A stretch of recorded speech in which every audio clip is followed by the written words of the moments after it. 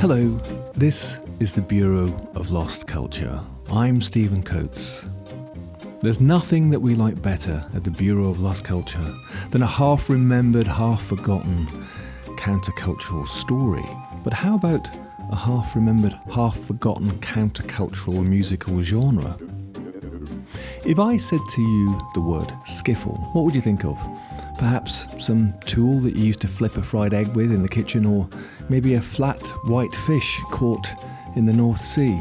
Or, like me, you probably knew that it had something to do with music, but you weren't quite sure what. Well, recently I came across a book called Roots, Radicals and Rockers, a terrific story of teenagers, of counterculture, of the 1950s, of Soho Bohemia, and of skiffle, and of how skiffle changed the world. And skiffle, it turns out, was an extraordinary musical genre in terms of the effect it had on British youth culture, and how, even as a lost countercultural musical genre, it provided, if you like, the prototype for punk in the 1970s. So I'm very pleased that we have the author of the book, Roots, Radicals and Rockers, How Skiffle Changed the World, with us today. He happens to be a radical and a rocker himself. It is the musician Billy Bragg. Welcome, Billy. Hello, Stephen. How are you, mate? Very good, thank you. Billy, we're going to dive into this lost history, the lost world of skiffle and your book. But before we do that, I want to break you in easy. Why don't we start off with this one? Who is Billy Bragg? Oh, he's the bloke I turned into when I left school. Because not many people know, but my actual first name is Stephen. William's my middle name. But nobody calls me Stephen anymore, apart from my dentist and my aunties. Well, tell us some more about Stephen then. Well, he's mostly Billy Bragg now. He's kind of someone who was inspired to make music by Bob Dylan, by the music of soul music of America during the Civil Rights Movement, by punk, and who had the opportunity in the 1980s to see if pop and politics mixed. Which you did, very much so. So you've been a musician, radical yourself, activist, but also in the last sort of 10 years or so, you've been an author, right? Yeah, it's good. I mean, the thing about writing books is it really draws you in. So it's a good way of clearing your palate before you've got to make another album.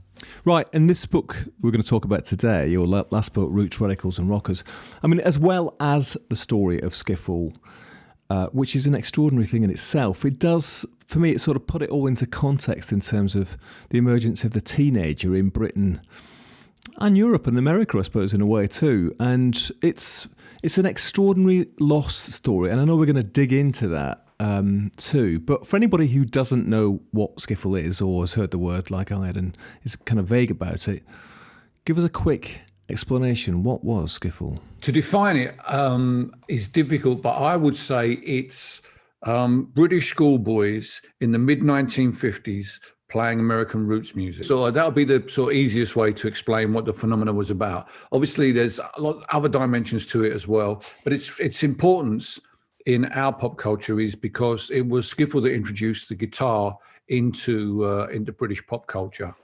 Before that, there were guitar players. They were around, but they were very often peripheral figures. You know, if you heard a guitar player on the BBC, which had at the time of skiffle had a monopoly on broadcasting, they would probably be either a singing cowboy or novelty act, or a calypsonian, because the influx of the Windrush generation in the late 1940s or the 1950s was defined culturally by calypso music. Although calypso comes from only one island, from Trinidad, it came to define the whole of the West Indian immigrant population. And the BBC used the calypsonians because calypso was all about topical ideas and things. They used them in their broadcasting. So you would hear these people, but they'd be peripheral figures. And maybe that was part of the attraction for kids. You know, not many people knew someone who played guitar. Can you describe the sound? I mean, the skiffle sound.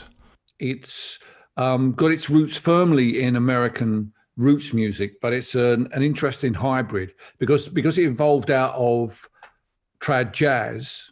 Trad jazz now we think of as old geezers music, but teenagers were into it in the 1950s because the up-tempo songs, you could jive to them, and they wanted to jive. So skifflers kind of took that up-tempo bit of trad jazz, the exciting bit, and played it on a guitar and a washboard, scraping on a washboard. because most of the skiffle songs were about trains, and the washboard made you can make a kind of train noise with it. So it was a very do-it-yourself music, literally, because they were using things like your mum's washboard, and then you would make something called a tea chest bass, which would be using an old 45 box that was used to import loose leaf tea, and you would stick a broom pole on it and a piece of twine through the middle of the bottom of the box, and you could make a very rudimentary bass noise. I wouldn't say notes, I wouldn't say music, but you could make a very rudimentary kind of boom, boom, boom, boom kind of thing to go along with this train sound. And that's your basic skiffle lineup: the washboard, the guitar, and the tea chest bass. Book it's about skiffle, but it's all about the whole culture of it. It's about where it came from, what happened to it, the people involved in it, the personalities, the songs, obviously. But like, what was it that pulled you in? Well, I was always interested in skiffle as a phenomenon because the more I learned about it, the more it seemed to be very similar to my experience during punk rock in 1977. For a while, I was when I had a band on the back of the last album I did, Tooth and Nail. We were playing Dead Flowers by the Rolling Stones, and we rehearsed it up when we shared a stage with them at Glastonbury. We rehearsed the song up, and I was doing this kind of sort of tongue-in-cheek intro about how the British invented Americana, and using Dead Flowers as an example, but then linking it to skiffle and saying, look, this is how we sold Americana back to the Americans. And what in the context of this rap, when I mentioned the king of skiffle, the name of the king of skiffle, Lonnie Donegan, British audiences would snigger. And it got me really angry. It made me really sort of fired up to put the record straight, because the importance of Lonnie Donegan is absolutely paramount in the development of British pop in the 1960s. All of those bands that were part of the British invasion of the American charts after the Beatles in 1963, 1964, they're all formerly skiffle bands. They absolutely crucially got their first opportunity to step up and play, listening to Lonnie Donegan. And that's, something that's no longer recognized. Sadly, Donegan, his biggest hit, My Old Man's a Dustman, wasn't really a song that represented who he was and what he'd done. Sadly, it was a novelty song, and he's remembered for that. But actually, he was in I would argue in the mid-50s, he was the best blues singer in Britain, perhaps in Europe. I think he'd had a sort of love for novelty singers, hadn't he, when he was younger, and he sort of ended up coming back to that, I suppose, when he became a kind of pop star. But you've got to think of My Old Man's a Dustman like you think of Viva Las Vegas or Girls, Girls, Girls by Elvis. Right. Because Donegan was the very first, like Elvis, there was no career path for him. Yeah. The idea was you started off playing this kids music, and then you moved on to the variety circuit.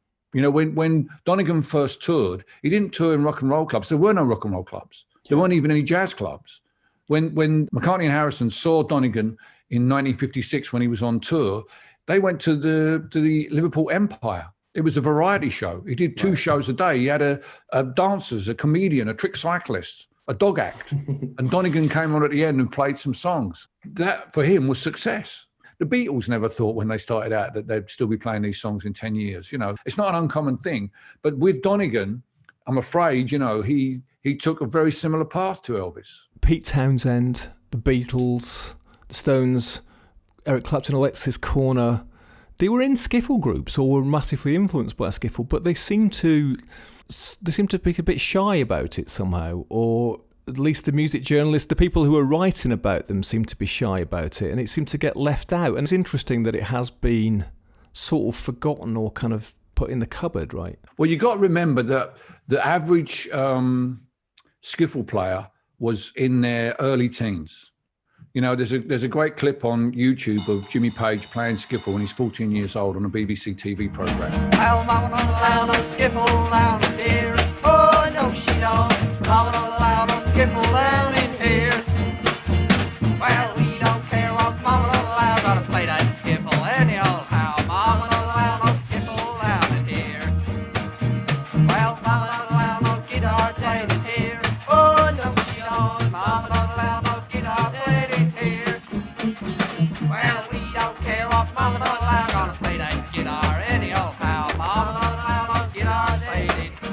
That's the age of most skifflers. They weren't Donegan's age. They were predominantly, very young people, and there were literally, they estimate somewhere between 30 and 50,000 skiffle groups knocking around at peak skiffle in 1957. What? This is at the time. This is based on the number of guitars sold, which went from 5,000 to 250,000 in the space of 3 years. Now you got. I mean, I'm sure most of your listeners will be familiar with the moment in 1957 when Paul McCartney met John Lennon at the Church Fete while his band was playing skiffle. Imagine every town in the country, that same experience was happening to that generation. That was their defining experience. That was the thing that made them different from their parents' generation. That they were literally kids. They were little kids. Now, fast forward 10 years to 1967, a very significant year in the development of rock music, because two things happen. What first is Sgt. Pepper's, and the second is Rolling Stone starts publishing. And what happens in that, pop music goes from being something for kids, a purely commercial thing based on singles, to something for adults based on albums and much more thought put into it. This is a crucial turnaround here. Suddenly, it's a serious business. So if you're Jimmy Page and you go to America with Led Zeppelin for the first time and you're on tour, and the guy from Rolling Stone says to you, "Who inspired you to first play guitar, Jimmy?" You're not about to say, Chas McDevitt and Nancy Whiskey. You're going to say Leadbelly. You're going to say, Wolf. You're going to say, Muddy Waters.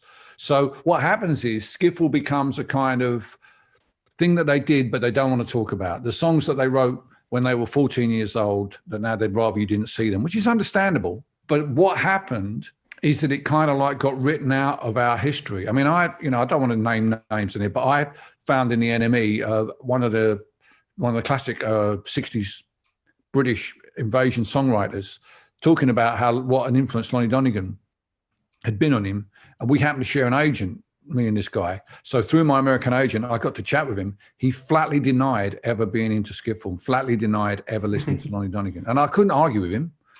But so as a consequence of that, the books that were written about skiffle tended to be by people who were there. Chas McDevitt probably wrote the definitive I Was There book. Donegan didn't write a book, but Chas McDevitt, had the other big skiffle hit, which is Freight Train, your listeners might have heard of, with Nancy Whiskey. Freight train, going so fast. Freight train, going so fast. I don't know what train he's on. Won't you tell me where he's gone?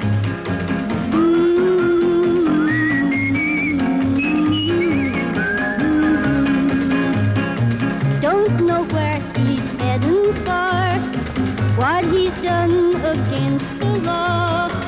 Got no future, got no hope, just nothing but the road.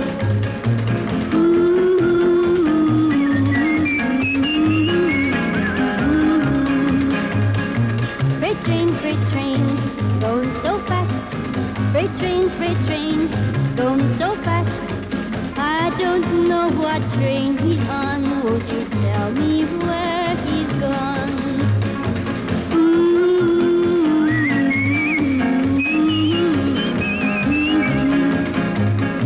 He lost his reason, lost his life. He killed his friend in mortal strife. He must keep moving like the rolling skies, just a-waiting. What nobody had written was a book that sought to put skiffle into context of the development of post-war British culture and shaped it around the experience of that first generation of teenagers. And that's what I set out to do with my book, to give skiffle its proper cultural context and make that link with punk, because punk and skiffle are similar anti-commercial impulse at the root.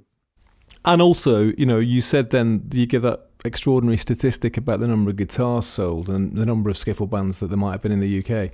And it's quite interesting because, a few people I've interviewed for this show, that people who've been involved in the counterculture, quite a few of them have said, I was in a skiffle band when I was younger, including Michael Moorcock, the writer, who have been interviewed at the moment. And, he was definitely of that generation. It was like... Moorcock didn't just be in a skiffle band, he wrote a skiffle fanzine. which kind of then followed Skiffle and turned into a kind of sort of neo-folk magazine, which is really interesting.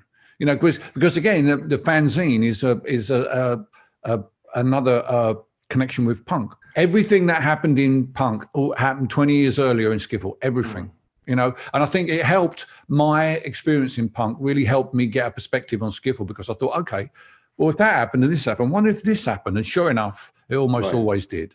So it's young kids, lots of them. I mean, a real lot of them. So it comes almost from nowhere, and then it explodes, but as an underground thing. So you would see it, Billy, would you, as countercultural Skiffle?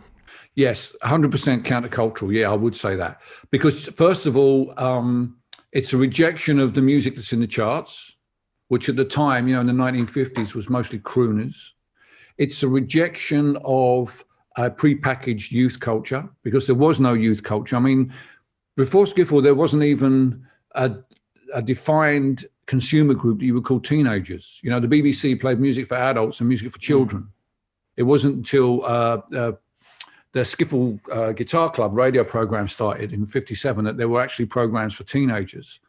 So they were creating their own culture. It's really, really crucial that, you know, you understand that they were taking the means of production. I mean, I spoke to one guy who'd been a skiffler back in the day, and he said that the average skiffler felt they had more in common with an African-American sharecropper in the United States of America than they did with their own dad. What they were doing was a rejection of their parents' culture. It was like saying, no, that's not who I am.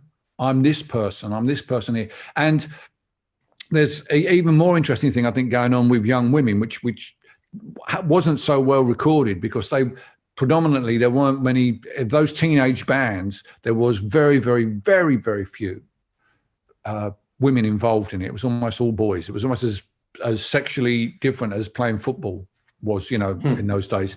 But the young women played a very, very important role, because they were a new consumer force, because after the war, there was plenty of work. They went and worked in factories where their mothers had worked during the war. There was a boom in sort of small industry, small production.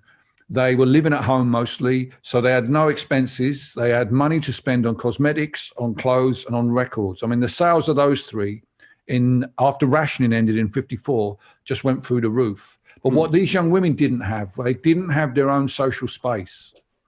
You know, they didn't want to go, well, they couldn't go in a pub on their own, because it just wasn't acceptable in those days. They didn't want to go to the tea rooms because they might see their auntie. The milk bars were full of little kids. So they began to frequent the coffee bars, the cappuccino bars that were starting to open. Right, and that's an important story in Soho, right? It's a sort of Soho 50s story, the kind of proliferation of these cappuccino, espresso coffee bars, and that whole kind of youth culture, bohemian society that was going on at the time. And I suppose you talk about it in the book as young people turning away a bit from America and, you know, looking towards cool Europe. So tell us a little bit about that, why it happened here in Soho. These young women that I'm talking about weren't taking their cues from American culture, from Marilyn Monroe and from New York. They were taking their cues from Milan and from Paris, from, you know, the left bank. They were much hipper than the mainstream flashy American culture that was coming in. And cappuccino was part of that, to go and sit in a coffee bar. And what happened in these coffee bars, they often had, and this is ironic because I know it's Italian coffee, but they would have a Spanish guitar player playing a bit of flamenco. That was part of the vibe, along with the formica and the rubber plants. But what happened was young men started coming into these places where the young women were and playing with their bands. And this is where Skiffle finally started to make commercial sense, because most of these young teenage bands were playing, they were playing in school gyms, church halls, scout huts. There was no circuit to play on. There were no clubs. The teenagers in this country, before the coffee house came into existence, had really very little place they could go to for entertainment besides the pictures. Public house didn't appeal to them because of their tender years. When the coffee shop came into being, there was a place they could go into, find a warm atmosphere, a place where, without spending very much money, they could sit down, drink coffee, and listen to the kind of music that they like. Music that wouldn't really go down well in a public house. Love, oh love, what careless love. Love, oh careless love. Love, oh careless love. You've seen what careless love can do. The American novelist and war correspondent Martha Gellhorn, she'd come to London and was writing a piece on these espresso cappuccino bars. And she said at the Mocha, an accordion player of North African appearance was surrounded by a group of young people, singing easily, loudly, all together, happily, of Amore. The boy at the espresso machine sang too. Further along Frith Street, Gellhorn found the Granada, a cafe frequented by Negroes, where she saw black and white couples dancing to jazz in the basement as three young Greeks with lines of thought and suffering between their brows disputed the issues of the day at a nearby table. Later she was very taken with a young woman who she described as a beauty impossible to place, Chinese, Javanese, Siamese, telling a story to her friend, a girl who may have been Spanish, Arab, Cuban. I mean, that's an amazing picture of this kind of multicultural time. It's a thing that people don't take on board much anymore, but the rationing of foodstuffs didn't end until 1954.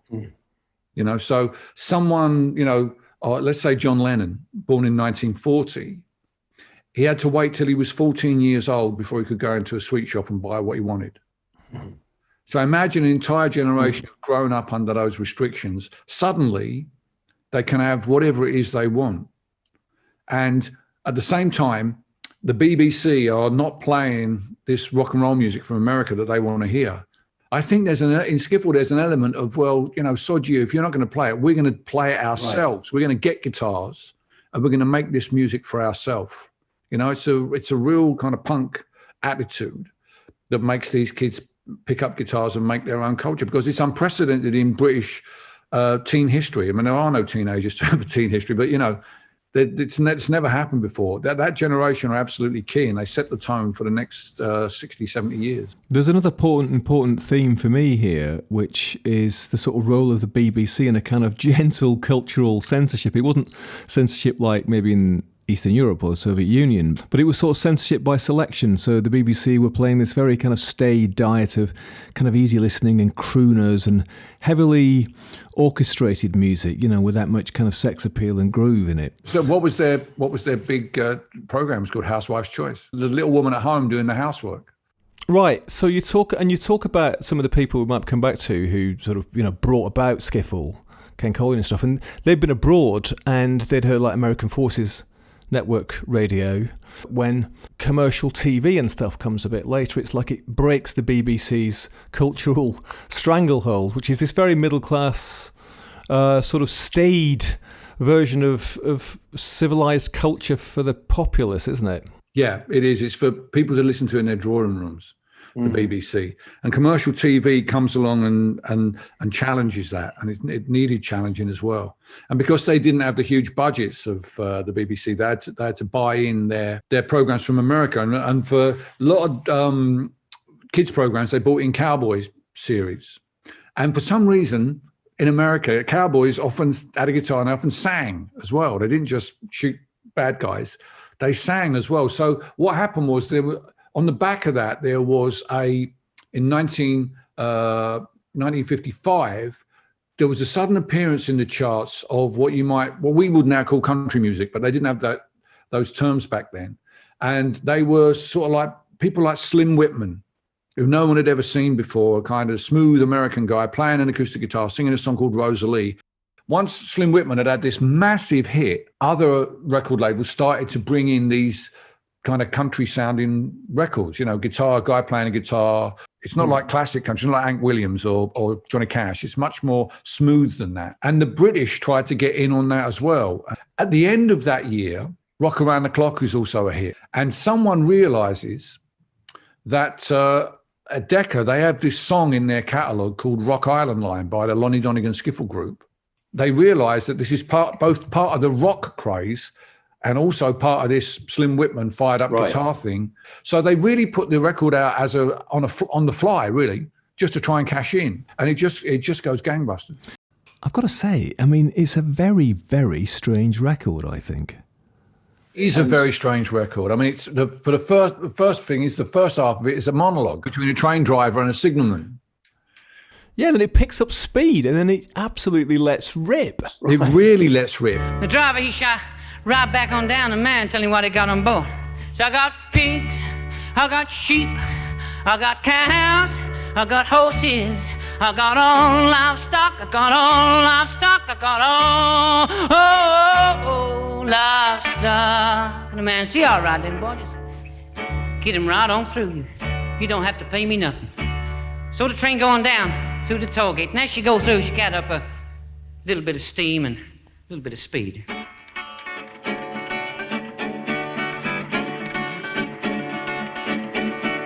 Look out, do ain't Eddie, here I come. When she's safely on the other side, the driver shout back on down the line to the man, 'cause he don't care what he say now, going home. Going down the Rock Island line. So I fooled you, I got pig iron, I got pig iron, I got all pig iron. He said, tell you where I'm going, boy. Where you going, boy? He's going to tell her. I'm going down the Rock Island line, the mighty good road, yes indeed. Well, the Rock Island line is the mighty good road. Well, the Rock Island line is the road to ride. Yeah, the Rock Island line is the mighty good road. And if you want to ride it, gotta ride it like a find it. Get your ticket at the station on the Rock Island line. Well, I may be right, I may be wrong. I know you're gonna miss me when I'm gone. Down the Rock Island line, they keep the mighty good road. Well, the Rock Island line is the road to ride. Yeah, the Rock Island line is the mighty good road. And if you want to ride it, gotta ride it like a find it. Get your ticket at the station on the Rock Island line. But there was absolutely nothing like it on the airwaves in the UK in 1956. Nothing at all. I mean, it was even a hit in America. That's how forward-looking it was. But going mad and speeding up became Lonnie Donegan's sort of signature move. A lot of his songs do that. And I think it's great because, again, that's very punk rock, you know, kind of throwing away any idea of decorum and speed. But I think we always say a little bit about the context in which it was recorded. Yeah, I mean, maybe you could tell us how it actually emerged, because originally skiffle was this kind of secondary genre, played at the interval of these jazz gigs, right, when most of the band was sort of taking a rest and the punters, you know, went to get a drink. It was stuff that was just played in the background, right? It was. I mean, we have to delve here into trad jazz. Now, rock and roll has a very negative attitude toward trad jazz. And I think that is based on the fact that in the early days, it was the trad jazzers who ran all the clubs. They had the first club circuit in the UK. You know, the Cavern was originally a trad jazz club, as was the Marquee. And one of the rules they had in trad jazz was you couldn't play no electric instruments. The trad jazzers were kind of like, they were a back to basics movement. You know, they rejected the big swing bands. They said that wasn't authentic. In many ways, they were kind of like the trad jazzers were a bit like the Ramones. You know, they're like back to basics. Right. You know, they were trying to. They said that the only really good music was made in New Orleans around the turn of the 19th, 20th century, and they tried to play that kind of music. And the key figure in that scene was a guy named Ken Collier.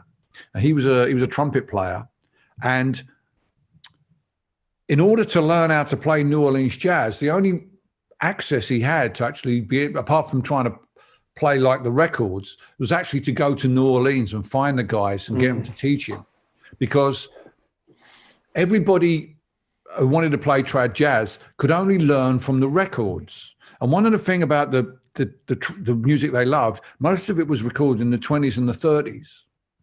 And it was recorded on often one microphone originally. So in order that everybody in the band should get on the record, they blew very hard. Subsequently, Ken Collier and his mates in the 1940s, when they were trying to emulate this, they figured that's how you play. They didn't know anything about sort of tone and timbre, you know, they didn't know anything about it. Just blow as hard as you can. Blew as hard as they could. And as a consequence, after 30 minutes, their lips were numb and they couldn't play no more. In respect of Ken Collier, you say for an American youth who wanted to discover themselves, they went on the road. I mean, we know this later with Kerouac. You got on a train or you got in a car and you went across the continent. For British youths who wanted to, discover themselves, discover the world, they had to get on a boat. And you talk about him, it's a fascinating story, isn't it? To do all this stuff, what did he do? And I'm guessing that was a common thing, is that he joined the Merchant Navy, right? The only way he could think of how to get to New Orleans. There was no other way for a working class lad to go to New Orleans. It was impossible. He couldn't get a work permit to go and work in America. Amazing. It was, going to America in them days was like going to the moon. When their lips went numb and they couldn't play anymore, so they didn't lose their audience. They would pick up acoustic guitars, Ken Collier and his mates, and they would play these old Leadbelly songs, broadly speaking. What they refer to it as the breakdown spot. In the 1950s, there would be gig. You could go to a gig where someone who had a load of great jazz records would play the jazz records on a gramophone and talk about the records and explain them to you, because there was no other way of finding out anything about these people, And they could fill the Wigmore Hall doing this. Wigmore Hall holds about 1,200 people. I mean, initially, the Collier's band, originally, his brother played records in the breakdown. And then they said, well, let's get together and play some of these songs while we talk about them. And that was where Skiffle came from. And it represents a revolutionary moment in British pop, because on the bandstand, the guitar is in the rhythm section. It's at the back, or the banjo is at the back with the piano, with the bass and the drums. And the front line is the brass. What happens in the Skiffle section is the guitar player comes to the front of the stage and takes control of the gig. And Pete Townsend witnessed this. Saw the Ken Collier band in Ealing Town Hall in the mid-50s. He actually witnessed this happen. Donegan come to the front of the stage and take over the gig.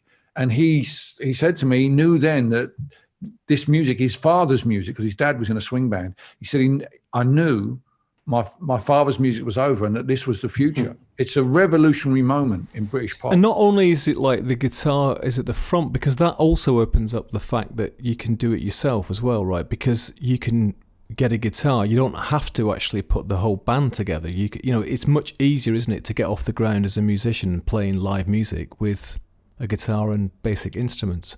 And how many chords do you need to play a Lonnie Donegan song? Same as you need to play a Ramones song. Here's 3 chords, now form a band. That to me is the key tenet of punk rock. It's exactly the same. It's true of Skiffle.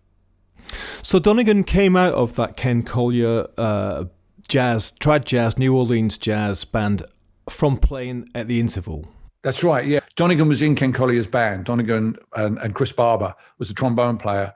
But Collier wasn't easy to get along with. He was a bit of a purist. It was kind of his way or the highway. And Chris Barber felt that there was a more commercial route to bring this music to a bigger audience. So when Ken Collier tried to fire Lonnie Donegan, the band got together and fired Ken Collier, a kind of counter-revolutionary coup. And it's this band, the Chris Barber Jazz Band, that goes to make their first album for Decca in July 1954. They've got to bring some new material, not just the old standards everyone was playing. So Donegan said, well, let's do some of the Skiffle songs. So they recorded Rock Island Line and John Henry as a Skiffle group with Donegan on guitar, Beryl Bryden on washboard, and Chris Barber on double bass. When the album came out as a 10-inch in 1955, they were included on the album, and credited to the Lonnie Donegan Skiffle group. And the record sold okay. Trad jazz was really, really popular. And to me, what is significant about the recording of Rock Island Line on the 13th of July 1954 is that it's just 8 days after Elvis Presley records "That's All Right, Mama" in Memphis. Mama, right? God, yeah. For Sam Phillips. And I think there's a crucial connection here, because you've got white kids trying to play black music and taking an old blues song and speeding it up and doing something really, really original. The fact that these two things should have happened barely a week apart, I think it's quite significant with regard to the development of British culture, British pop culture. Also recorded in downtime, effectively, right? Yeah.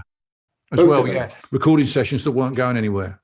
Elvis starts playing "That's All Right" because he's failed to record a decent song, and he's goofing around with Scotty and Bill. And it's at that point that Sam Phillips says, "What are you doing?" And they say, we don't know. So he says, well, back it up and start again. I'll roll the tape. And that's how they record it. So Donegan was more or less doing the same kind of thing. In fact, he thought it was so lame, Rock Island Line, that when Decca put it out initially, he disowned it in the Melody Maker. It was such a coincidence it happened. And like punk, it took a small scene in Soho and it just went gangbusters nationally in the way that, McLaren had control of punk up until a certain point. I would argue up until the White Right tour with the Clash. And once that happened, he lost control of it and it became a national thing, and kids everywhere were doing what they imagined punk was themselves. The thing about Skiffle and punk, this comparison that you make, I mean, they kind of lasted about the same amount of time, didn't they, really? And sort of went out like a firework almost, right? They did, yeah. I mean, Skiffle really didn't make that much of a mark on the charts in the way we think of it today. Obviously, Donegan got a huge career out of it. But outside of that, really, there's really just Chas McDevitt had his hit with Nancy Whiskey. And the Vipers, they had a hit with a song called Don't You Rock Me Daddy-O. The Vipers are interesting because they weren't, Chas McDevitt, a bit like Donegan, had been in a trad jazz band, but the Vipers were just a bunch of Herberts who suddenly realised you could make music with guitars if you wanted to. So in that sense, they're a bit like the Skiffle Clash, the Vipers. They're a bit leery. I always liked them. And Don't You Rock Me Daddy-O, that's the clarion call to that generation, I think, song, because they took an old sea shanty and changed the words around, nicked a line out of Blackboard Jungle and spoke for their generation. Now me and my wife went to town. Sail lady, sail away. Well, we went to buy a $10 gown. Sail lady, sail away. Oh, don't she rock me, daddy-o. Oh, don't she rock me, daddy-o. Don't she rock me, daddy-o. Well, don't she rock me, daddy-o. Oh, don't she rock me, daddy-o. Oh, don't she rock me, daddy-o. Don't she rock me, daddy-o. Well, don't she rock me, daddy-o. She tried the green, she tried the red. Sail away, lady, sail away. I'll have them both, that's what she said. Sail away, lady, sail away. Now don't she rock me, daddy-o. Oh, don't she rock me, daddy-o. Don't she rock me, daddy-o. Now don't she rock me, daddy-o. Oh, don't she rock me, daddy-o. Oh, don't she rock me, daddy-o. Don't she rock me, daddy-o. Now don't she rock me, daddy-o. Well, she put one on and it looked a treat. Sail away, lady, sail away. Then found another man to meet. Sail away, lady, sail away. Now don't she rock me, daddy-o. Oh, don't she rock me, daddy-o. Don't she rock me, daddy-o. Now don't she rock me, daddy-o. Oh, don't she rock me, daddy-o. Oh, don't she rock me, daddy-o. Don't she rock me, daddy-o. Now don't she rock me, daddy-o. Now Mr. Lee, my girl alone. Sail away, lady, sail away. Well, she gets what she wants at home. Sail away, lady, sail away. Now don't she rock me, daddy-o. Oh, don't she rock me, daddy-o. Don't she rock me, daddy-o. Now don't she rock me, daddy-o. Oh, don't she rock me, daddy-o. Oh, don't she rock me, daddy-o. Don't she rock me, daddy-o. Now don't she rock me, daddy-o. I'm going upstairs to pack my trunk. Sail away, lady, sail away. Don't find a bar and get me drunk. Sail away, lady, sail away. And it is this real mix of stuff, isn't it? Black blues music, prison songs, some of the songs that the Lomaxes, the archivists in America, collected from prisons, spirituals, rock and roll, British folk, all mixed up together, all these different sounds kind of coming together.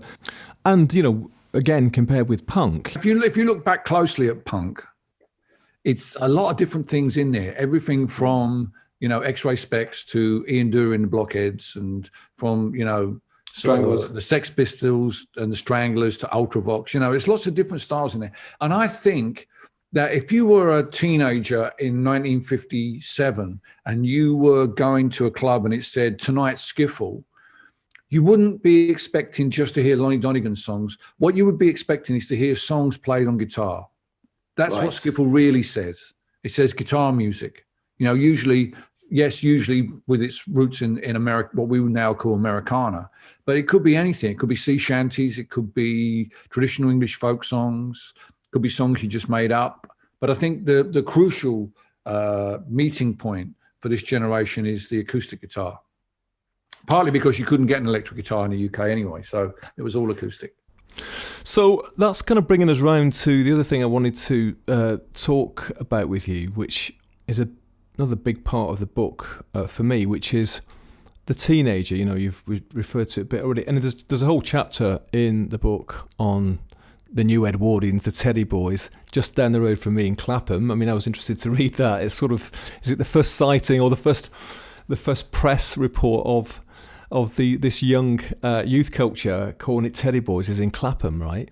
And these in some sort of gang fight, isn't it? And well, actually, Billy, maybe you could just talk a little bit about that, about the Teddy Boys and how that related to what was going on with Skiffle. Well, the Teddy Boys are a very interesting phenomenon because they're the kind of first real proper teenage youth cult, and they come out of a time where there was clothes rationing. So if you wore flash clothes, you were really saying something about your the income that you had and your sense of style. And the Teddy Boys, they stole some of it off of gay culture in Soho, but also they some of it comes from spiv culture. They like the kind of broad shoulders, the spivs. But and everybody thinks the Teddy Boys are it's all American culture, but actually the drape coat was worn by members of the Brigade of Guards. They were the young men who were kind of the fashionistas for late 40s, early 50s London. And the crepe sole boots were made in Northampton. They're originally desert boots. So it's quite a British phenomenon, although it does ape American styles. And they kind of began to define themselves in opposition to everything that post-war Britain was trying to offer, which was really, constant harping on about the older generation, harping on about the war. And, you think you've got it bad, son, blah, blah, blah. They were sick and tired of that. And they were, there was nowhere for them to go. They weren't allowed to go to the big dance halls because they wanted to jive. Right. And at the time, the big dance halls were more place for what we would call ballroom dancing now. And the thing about ballroom dancing is it's processional. People go around in a great big circle like a spiral galaxy, in a big circle around the wall. Whereas jiving, you stay on the spot. So if you jive and there's people trying to ballroom, they're going to crash into you. So they banned jiving from ballrooms, but you could jive at trad jazz gigs. And there's a great movie that was made by Tony Richardson. And it's a short film. It's like a cinema verite film about these young people getting ready for a night out. And they go to this trad jazz gig where Donegan and the Barber Band are playing. And they jive frantically. And the interesting thing about it is they're jiving to trad jazz. But if you turn the sound down and turn up Rock Around the Clock, you would never believe they were anything other than American teenagers dancing somewhere in 55. So that in some ways that jive Teddy Boy culture was the precursor for what was to come when rock and roll arrived. It didn't come with Rock Around the Clock. It was in some ways already there. It had been there since the after the war, with the American GIs coming over with their music and their dancing. And so these seeds had already been planted. There was a skiffle club in London before Donegan released Rock Island Line. So it wasn't just Donegan. There was something going on there, but as often is, none of these things come from nowhere. That part of the reason why I wanted to write the book was that almost every biography of a 1960s British rock star has 3 or 4 pages about Skiffle and Lonnie Donegan to explain how this person was inspired. But they always treat the release of Rock Around the Clock as a singularity, like it just happened. Nothing just happens.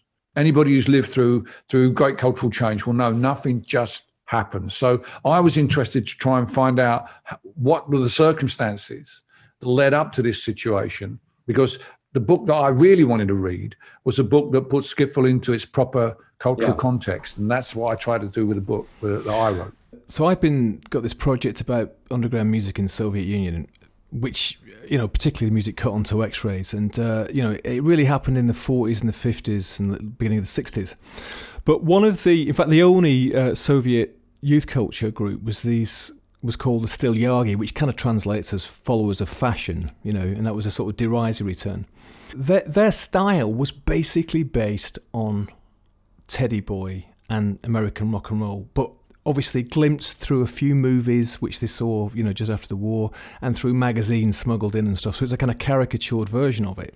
But when you were talking about the teenagers, what you were saying is that the teenage phenomena was resisted in the West as well, wasn't it? It was unwelcome. You couldn't jive in certain places.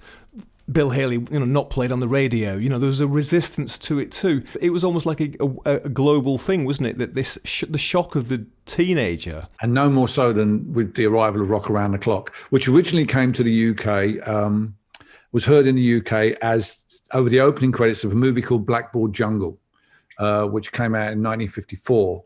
And Blackboard Jungle is a film about a teacher at a school where the kids are all kind of classic hoodlum figures, kind of rebel without a cause kind of thing. Yeah. And this had an incredible following in the UK, partly because there was nowhere else to see for British kids what American teenagers really wore. So they wanted to see that and how they danced. But most importantly of all was not only did it have this song Rock Around the Clock, but it was played through speakers like 10 times bigger than the ones your dad had on his radiogram. So if you really wanted to hear this music as it should be played, you had to hear it in a cinema. So a year later, a movie it was actually called Rock Around the Clock, which was a kind of, it wasn't much of a storyline, but it's basically Bill Haley and the Comets helping these kids do a gig. And but it had loads of rock and roll in it, lots of different bands in it. So again, this was music you couldn't hear on the radio. This is kids that you couldn't see how they dressed unless you saw the movie. So British kids, not only did they go and see this movie en masse, but when the music started playing, they danced in the aisles. They got up and danced around in the aisles, much to the annoyance of the cinema managers, who then called the police. So then, you're at this situation now. If you're a teenager, if you're a Teddy Boy, you're almost in Blackboard Jungle now. The cops have turned up, and there's like 50 of you and 5 coppers. And so basically, what happened? I mean, my uncle and aunt, as teenagers, were in a cinema in Romford to see Rock Around the Clock. And when the coppers turned up, the Teddy Boys let off the fire extinguishers, and in the old days in the cinema, they had in the corner rolled up a fire hose, and if you ran and pulled it, it went off. You didn't have to switch it on; you just had to run with it. And once it got to its full length, so they turned the hoses on the coppers. I mean, it's it's just incredible, isn't it? He said, "Oh, everybody wanted to go." Everybody wanted to go. He said, "We went again a week after it. Nothing happened." But he said to be there at that moment. It was all over the newspapers. I mean, the tabloids were totally freaked out by it, by Rock Around the Clock. And, allegedly 3,000 Teddy Boys rioted in London, and they had to close Tower Bridge because there were Teddy Boys jiving on Tower Bridge. They did see them as this incredible threat. And the threat comes playing a guitar. And this is what inculcates that generation of British schoolboys in what thing they need to hold in order to show that they are different from their parents' generation. Right. And that's why almost every sentient teenage boy had a guitar. Their parents had been through the war and they felt they'd achieved something and they'd created that piece. And they were very, very proud of that. And then all these Herberts are going to come along and spoil their piece. So you can see there you've got the means of a real generational confrontation. This is who we are. And again, this is against the backdrop of the angry young men, John Osborne and those playwrights, the kitchen sink dramas, right. And also a turn in away from traditional art towards pop art as well. Again, right. Skiffle doesn't happen in isolation. There's a number of challenges to the order that the world had been put in after the war, whether this was a phenomenon of the sense of freedom that came from the end of rationing in 1954. It would have happened anyway, just as a new generation who had only known the war came up and didn't want to go back to that way of doing things. I don't know. But certainly Skiffle is part and parcel of an explosion of people's culture, everything from commercial television all the way to, as I say, the John Osborne kitchen sink dramas of challenging what had gone before. Right. I mean, so people from the north, for instance, coming down to London and becoming playwrights and writers, and rather than that being a province of the BBC and all that sort of class. And again, like punk, it, as I said, it burnt out. So why did it sort of burn out so quickly then, Billy? I mean, because it did sort of vanish really quickly, didn't it? Yeah, a couple of things happened, I think. The first one is that they were relying on material that had been written years and years ago. They were relying on roots music, and there was only so much they could get. Most of the songs that Donegan sang, he got from recordings made by the American Library of Congress, which he borrowed from their embassy in London. You could go down there and for a small fee, borrow American books or American recordings as part of the Americans' cultural program. So there was that. But also what Skiffle did was it robbed Tin Pan Alley of the ability to control the music industry.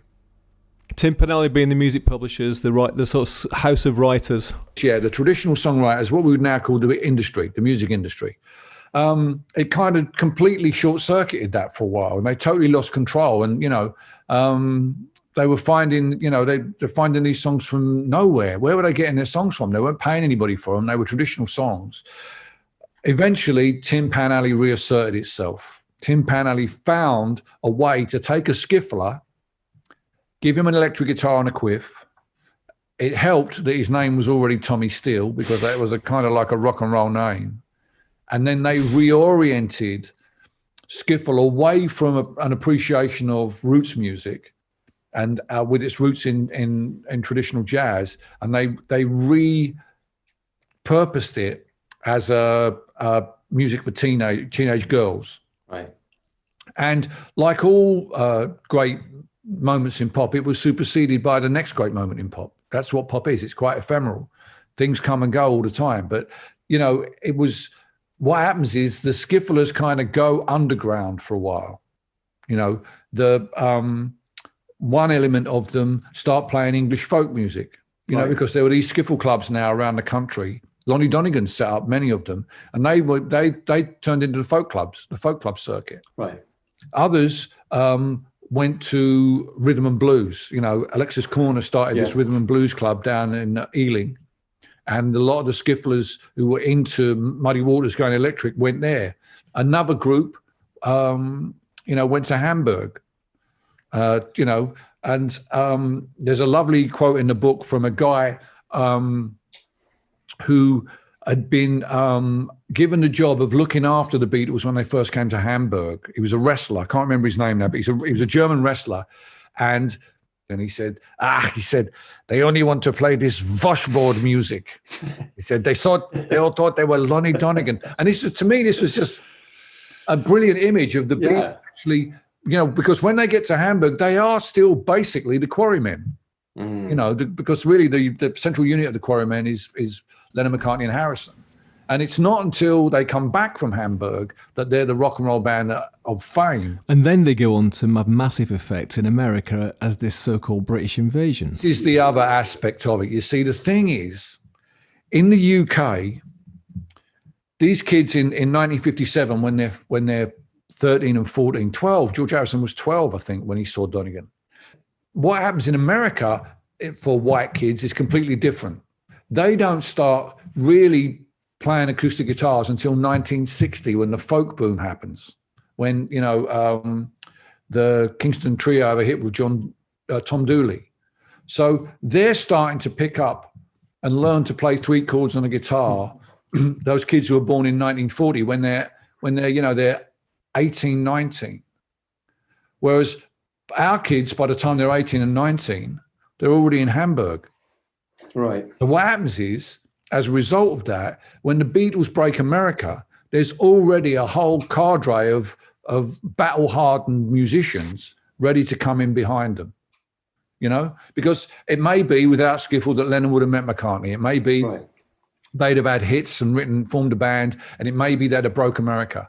But without Skiffle, there would have been no Dave Clark 5, there would have been no Rolling Stones, there would have been no Who, there would have been no any of those bands to come in behind them. They would have been an amazing one-off in some ways, like Dusty Springfield or someone like, Ken Dodd or something like that. But it's Skiffle that gets our kids to be really experienced already in not just making music, but creating their own music. Skiffle is the nursery of the British invasion. So do you think without Skiffle there wouldn't have been punk? Well, that's a good question, that, isn't it?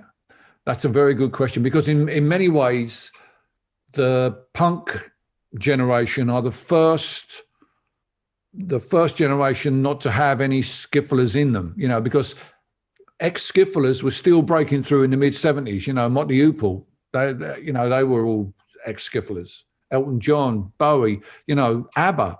The two main songwriters from ABBA had been in a skiffle band in Sweden. Punk is the music of the kids who were born at peak skiffle, 1957.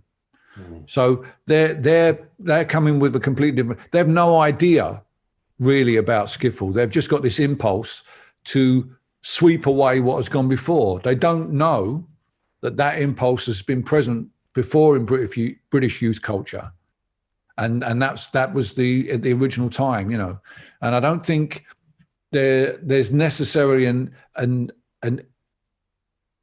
easily drawn line, but the similarities are, almost, put one over the other, and it's almost a complete fit.